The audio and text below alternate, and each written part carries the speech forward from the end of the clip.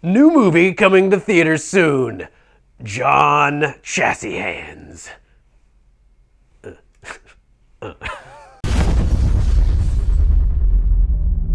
Today is, of course, my favorite day again because I'm gonna wrench on some toys. And I said it, toys. They are toys today. Rah! Rah! Rah! Had some protein shake stuck in my teeth. Today we're going to wrench on some chassis. I am going to, probably not complete, but I am going to get further on the Sherpa project. And I think I'm going to go with a carbon fiber chassis, not the G10 chassis today, but I do need to steal those sliders that I printed off. So, let's get to the work. The one thing that I couldn't quite figure out last time was the old pinion mesh depth on this forward motor mount from TGH. Of course, this is all TGH Holmes Hobbies collaboration on this chassis, but a lot of the hard parts TGH definitely has designed. Matter of fact, he pretty much designed the whole thing. Give him credit where credit's due. But I also wanted a chassis, so, you know, it's got my name on it at least. It's pretty cool. And what we need to do today is, first off, put that forward motor mount together in a different fashion so that this little spacer is on the opposite side and it'll move our spur gear slightly closer over here. So first thing that I need to do is essentially take these 3 bolts off, and then everything just kind of reconfigures. It's like some sort of Lego, the Legos of the RC car world. Is there anything else you would consider Legos of the RC car world? And also, if you have one of these chassis kits, did you have to reconfigure it, or do I just have an old forward motor mount that was put together in a different fashion? Let me know, because evidently I don't know. I should know more about these parts. Maybe I know enough. Maybe I'm just being hard on myself. I was told that the other day when I was complaining about not being a good enough software engineer, and the guy was like, "You're not even an engineer technically. How can you be hard on yourself by not being a full-fledged software engineer? I mean, you engineer motors. You're a mechanical engineer essentially without any mechanical engineer formal training." Like, okay. I suppose I can live with that. But I'm still upset at myself for not being a good enough software engineer. All right, so this needs to go on to the other side. I'm hoping it'll still bolt together. I know I've seen them assembled in opposite directions like this, so I know it's possible. So what I'm going to do, at least just for mock-up, I'm going to reverse this shaft on the inside. So it's going to be like this now, or like that. Let me see if there's another way that this could fit. Maybe we reverse the entire thing. Yeah, well, I've seen them put together another way. And as we can see, this is the stock configuration here. Our mount is going to be mounted this way. I turn the shaft around so it's not going to mount, but I just feel like I need to align things just a little better. So I'll take it apart, I'll flip it back around. And what I will do is I'll just go ahead and mount a motor in there, and we'll move on to another portion, because sometimes the best thing is to not beat yourself up over a slight problem, or maybe some assembly required that you just can't figure out. Sometimes it's better to just move on and do something else. And then the idea will come to you later. Or maybe I'll just go to a website and see, hey, they have a reverse motor mount now. All right, and we will only want to do maybe like a half a duck on these. That's nice. I think that got the spur gear close enough. I've already talked about the 6-shooter that shall be coming out soon, so it's not too big of a secret. Let's just bolt up the 6-shooter and see what happens. I'm sure I'll end up changing this motor out 5 more times before we get to a finishing spot. And again, I was hoping I could reverse some of these parts so that I could get a little bit better clearance, or whatever, what have you. I don't want the pinion hanging off too much, just a personal preference. There we are, and that spins smoothly enough. Well, it's been a a while since I installed a stubby motor into anything. It feels so big and heavy, even though it's really not. That's how things typically work, though. You get used to something,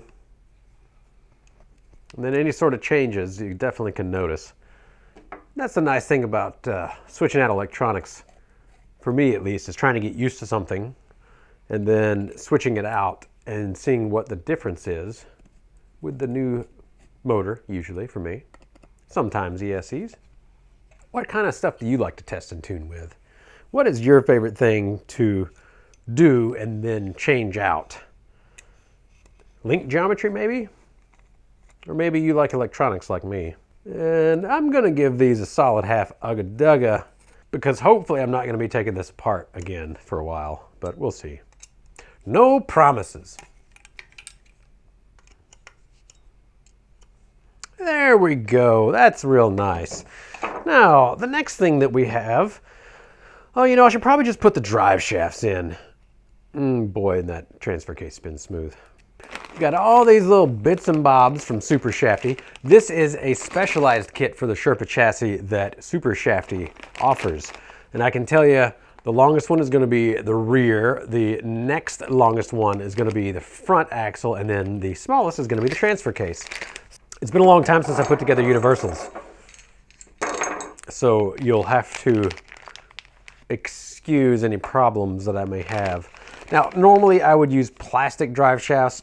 Not only are they lighter, but it's a weak point, it's a fail point, and I've discussed this before, that I prefer to have a nice, easy, replaceable fail point in the plastic drive shafts versus, say, breaking a gear inside the transmission or inside of the axles. That's my least favorite place to break parts.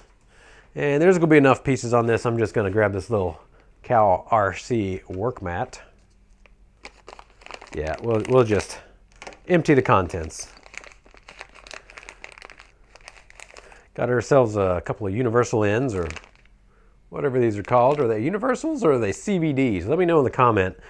I mean, I would just call them universals because technically they're not constant velocity drive, but it's kind of an inside out sort of design. It's not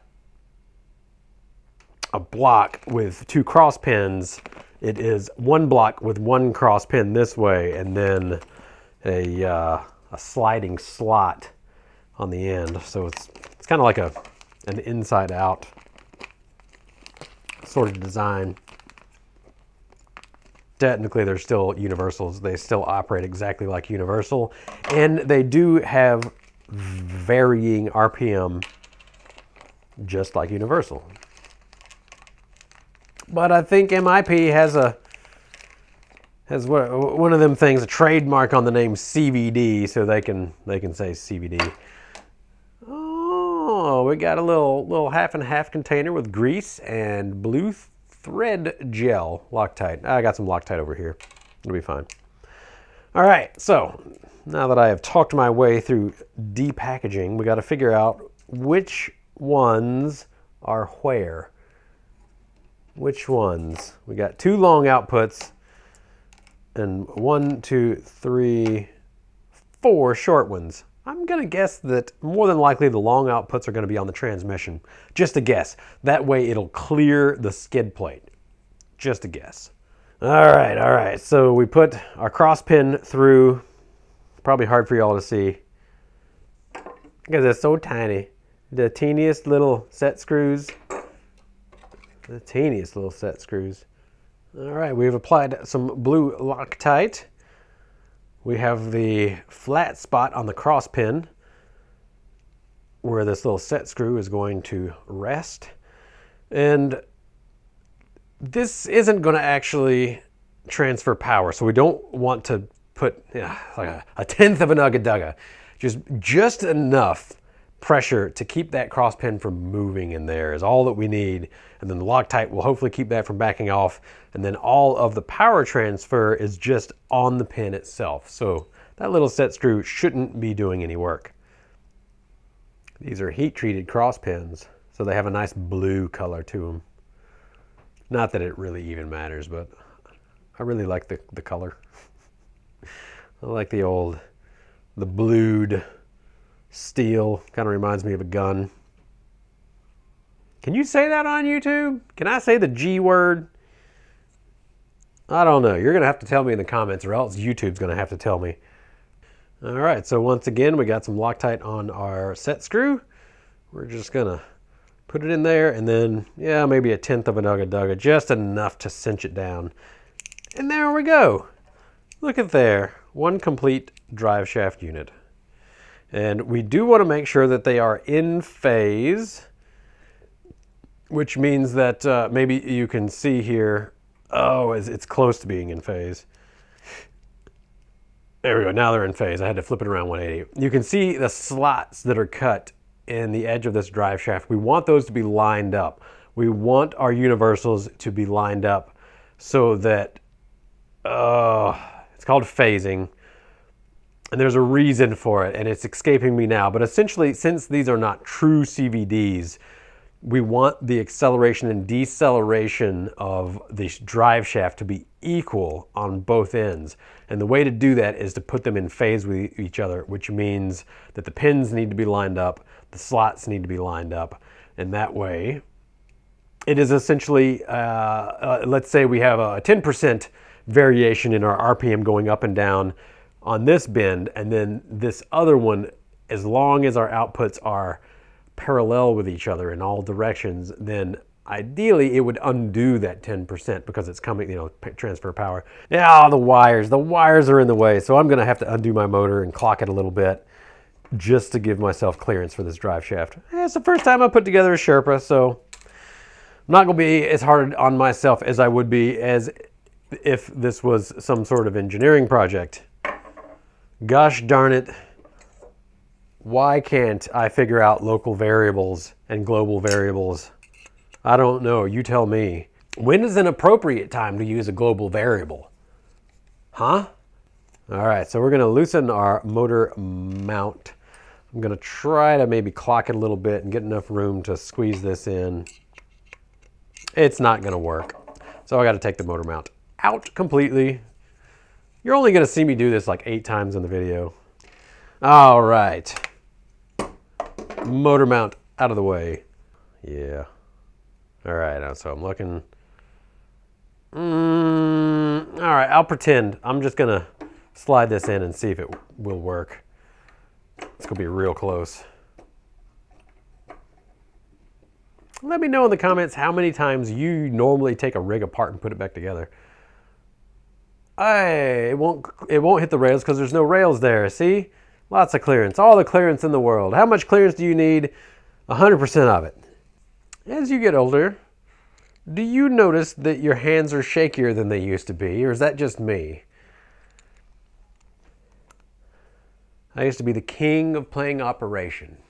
The king, I tell you. I'd go to parties, they'd pull out a game of Operation, and the first thing I would say, are there any rules to this game? Like, how many points of bracing can we have on our arms? Can I use both hands, both arms, and elbows?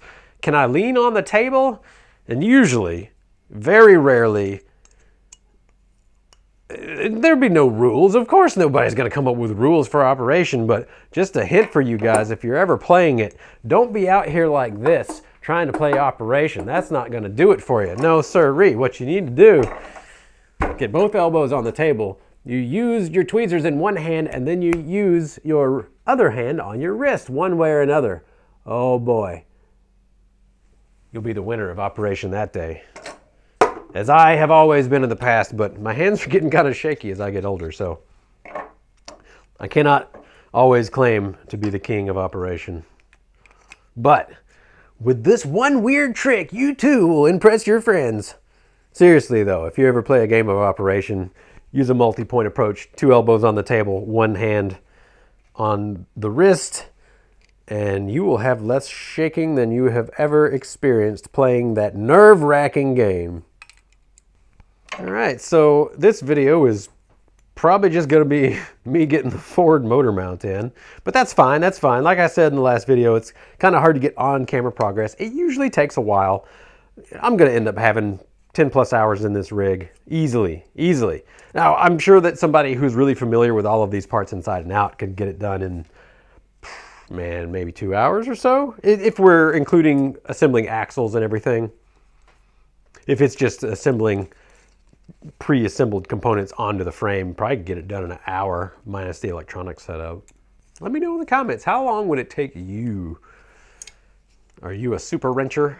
Because I am not these days. I mean, I know what I'm doing, but all right, look at there. The wires are going to clear. I'm going to resolder these. I'm going to do a custom wire job on this. Look at that. Clearance all day.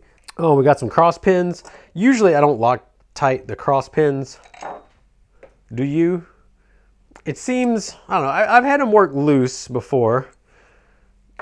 Let's just try all the wrenches. It's going to be one of them. I usually don't Loctite these unless I'm having a problem with them.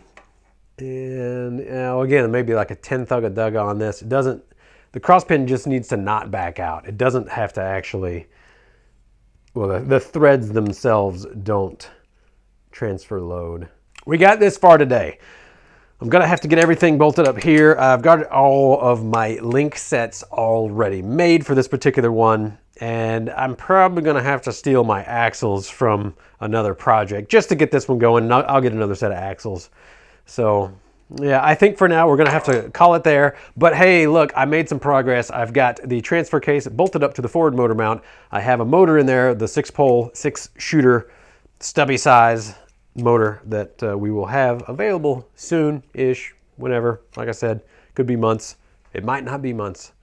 And yeah, it's a good stopping place. Everything else is going to be pretty straightforward, I hope. So as always, if you do have any more questions about it, maybe verbal lashings for taking so long for me to pick this project back up, do leave them in the comments. I would like to hear them. And as always, I do thank you for tuning in. Have a good day.